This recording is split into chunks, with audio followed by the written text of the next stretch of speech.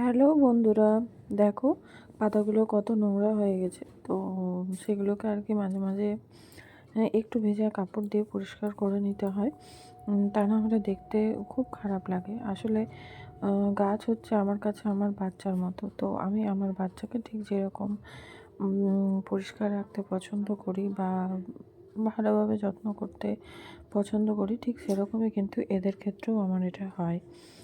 তো যখন শরীর খারাপ হয় মনে করো, তখন আমি তো আমার বাচ্চাকে খেতে দিতে বন্ধ করি না, তাই না? তো এদেরকে বা কী করে বন্ধ করি বলো? তো যে যাই বলুক না কেন, আমি কিন্তু আম কষ্ট হলেও এদেরকে কিন্তু খাবার দিই। কারণ আমার বাচ্চাকে যেটা মানে আমার যে ছেলে আছে, তো সে যখন কিছু আবদার করে আমি কিন্তু সেটা ফেলি না। আর সেখানে তো এরা কথাই বলতে পারে না, উল্টে আমাদের উপকার করে।